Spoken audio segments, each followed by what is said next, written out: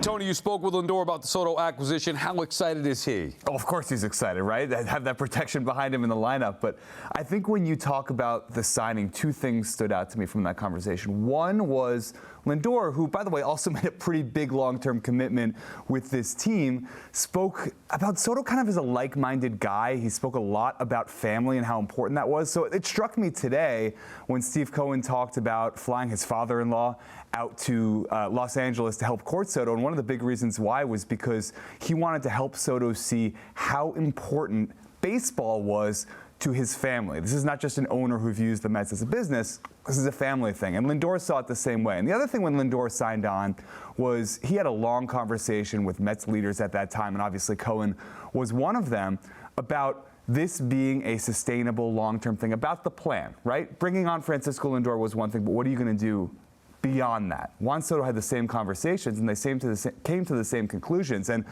one of the things Lindor said was, that was 4 years ago, everything that Steve Cohen said he was going to do, he has done. And Juan Soto is obviously a big piece of that all coming to fruition. So Steve Cohen obviously made Juan Soto some promises about this is how we're going to operate the franchise here. This is what we're going to do going forward. We'll see how it all works out. You can't guarantee winning.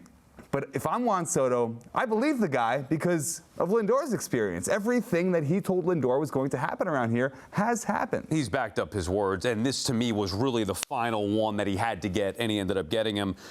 Keith, where does the Soto-Lindor duo rank amongst Major League Baseball duos? Yeah, it's kind of fun to just sit back and think about this. I still think that the three-headed monster in L.A. with the Dodgers, with Ohtani, Betts, and Freeman, guys that are basically for sure Hall of Famers, not to say Lindor and Soto are not.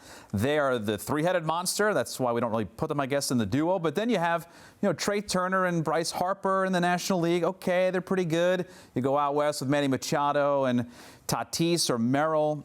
I like Soto and Lindor. I think they're probably second, but if you're talking duos, they're number one if the three-headed monster is in L.A. I think I agree. I think the easiest or maybe the most relevant point of comparison, because it's in division, is the Phillies with Harper and Trey Turner. And I think you take Soto and Lindor. I mean,